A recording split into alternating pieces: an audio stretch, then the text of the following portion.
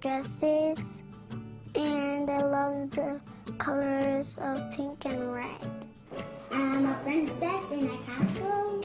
For little Dyson, now 5, this is part of his everyday play. But for his mom, Cheryl Killa-Davis, it took some getting used to. My initial reactions was to redirect, play with the truck, or read certain books. When Dyson wanted to be a princess for Halloween, Cheryl initially resisted, but soon changed her mind. My older son, Kobe, said, "Mom, why can't you just let him be happy?" And at that moment, I knew that this was more my issue. And if Kobe could be a ninja, why couldn't he be a princess? Since then, they've allowed their youngest son to explore his interest in all things dressy and sparkly. He's not contagious. He's just like any other kid. Plays checkers, he plays in the trees. He just likes to do it in a dress. Big deal. He likes pretty things. Pink is his favorite color. The experience led Cheryl to self-publish a book, Things My like that, Princess and Boy. I don't want to be associated with that at all. And you have a sister too, Trifina. You are also half black, half white. How do you identify?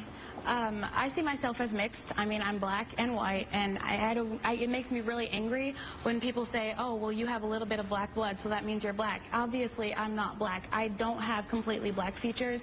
I look mixed, and it just makes me really mad when people say that, because they're associating me with a lower class black person. They say, "Why are you not ghetto?"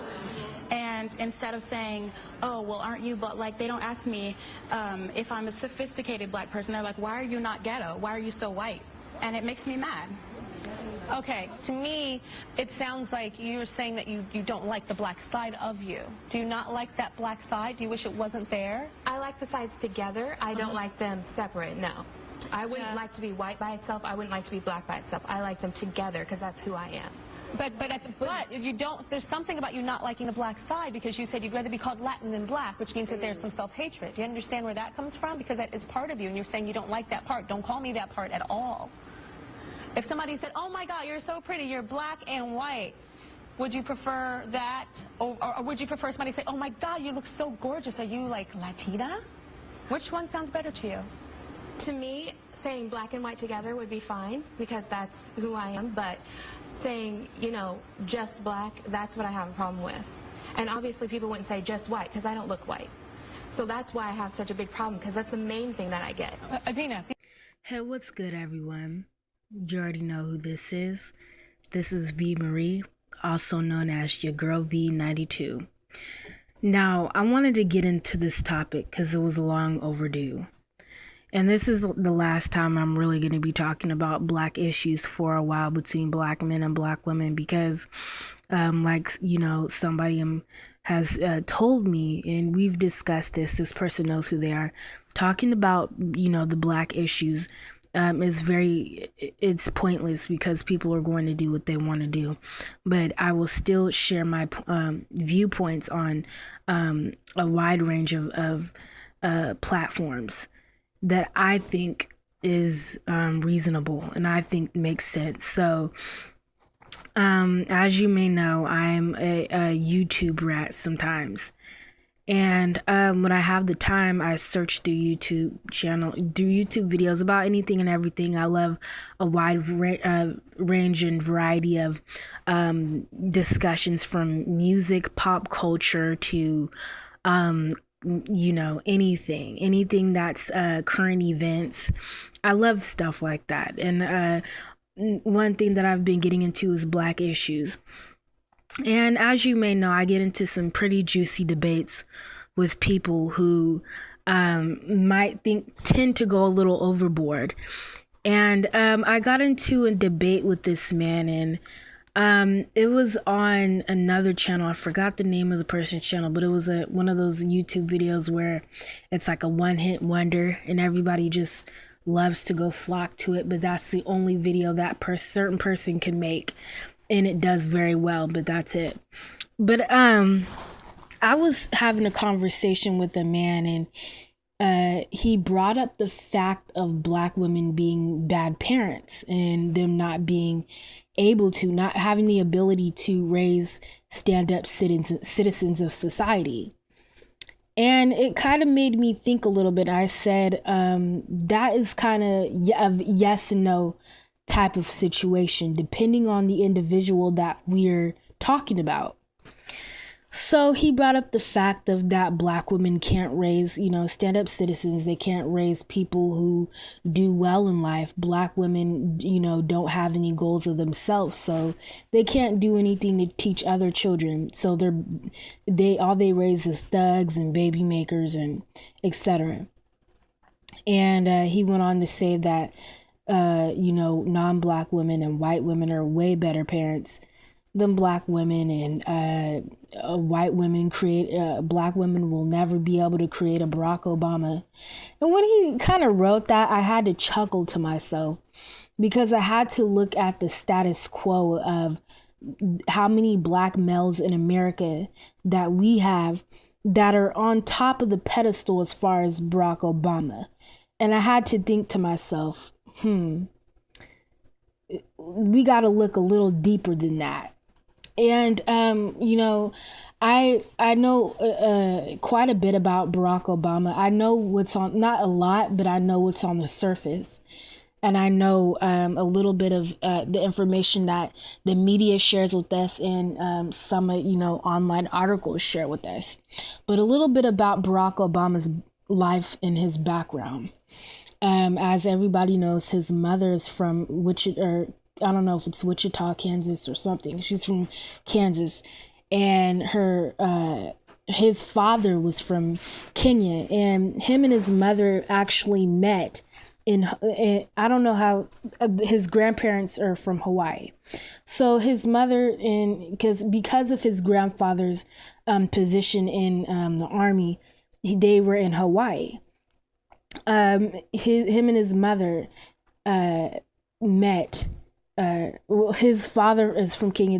And he was an exchange student. They met in Hawaii, and they decided they loved each other. They got married, so on and so forth, and they had Barack Obama Jr. So after that, things weren't going too well, because they ended up getting a divorce. But what I had to explain to this man was the whole background, the whole story is totally different from your average African American and white American woman relationships. It's very different.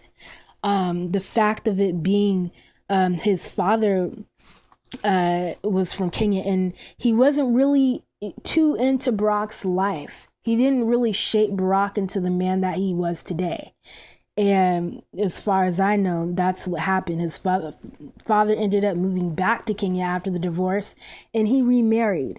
So his mother was the one who raised him. His mother also remarried and to another white man, and they were the ones who raised Barack Obama.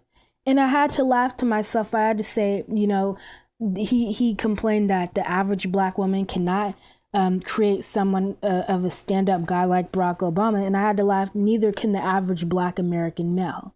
We have to look at the status quo. Now, out of all of the people that can be great, out of all the biracial children that Black men and white women in America have created, where are the rest of the Barack Obamas? Where are the rest of them?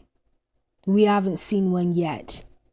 So the whole thing is obsolete. You know what I mean? In my opinion, it just doesn't make any sense to actually, bring that up. And it's weird now that I'm looking at it, now that I'm actually looking at it face to face, I have to think of how many biracial people that I've seen in the media who've had kind of like the similar story.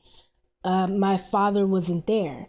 It's a lot of biracial children out there who are growing up, who are half Black, and who have white mothers or non-Black mothers, who don't really understand the dynamics of their genetic line, of their background, of their Black background. So a lot of them are confused, and that's one of the reasons why I had to chuckle to myself. I said, a lot of the biracial Black children, or not Black, biracial half Black children have the same similar story of their father not being in the home.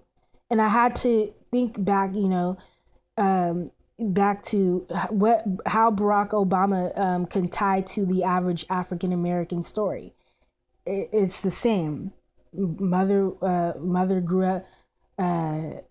He grew up in almost as a single parent household, but not really, because he had his grandparents. But his mother divorced twice, and she was a single mother for the remainder of her life.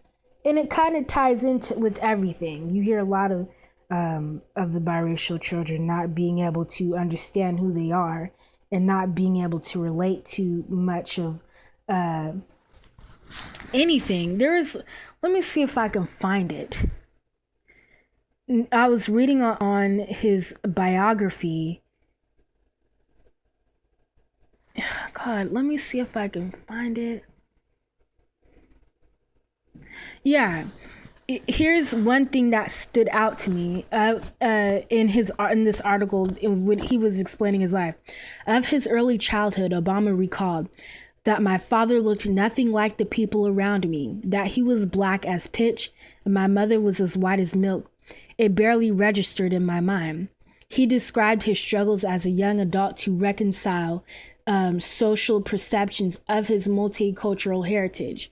Reflecting later on his years in Honolulu, Obama wrote, "The opportunity that Hawaii offered to experience a variety of cultures in a climate of mutual respect became an integral part of my worldview and basis for the value that I hold most dear." Obama has also written and talked about using alcohol, marijuana, and cocaine during his teenage years to push the questions of who I was out of my mind. Now, that was kind of weird to me. And that kind of tied in with a lot of the biracial children who mostly have black fathers who are not in the home, and they're non-black parents to raise them. And a lot of the times, if the black father is not in the home, you can't blame them for not really knowing about half of who they are, because they're, the daddy who is part of the colored is not going to teach them. They're not there to guide them and maneuver them through life. So what they have to figure out on their own. And that is very depressing. And I can count on, I lost count of how many, stories I've heard like that from biracial children. I have family members who are in the same boat and they don't know who they are. Their white mamas are raising them the best way that they know how. And it's a disaster, when the father is not there. It's a disaster. It doesn't turn out very well. Surprisingly, Barack Obama actually married a woman who was black. So it's just usually they don't know who they are. That's just what I'm saying. But the whole thing of black women not being able to raise Barack Obama is obsolete. Neither, like I said, neither can the average black man. Now I'm going to leave a video up of a biracial child that a white woman and a black man can raise together. Opening up their horizons is what they call it. So I'm going to leave that. I'm going to show that before I get into the commentary. So check that out. And then those of you who are subbed to me, get back at me. Those of you who are not subbed to me, you know what to do. Hit that button. Let's talk. Let's get some dialogue in. I'm interested to hear what you guys have to say. All right, out.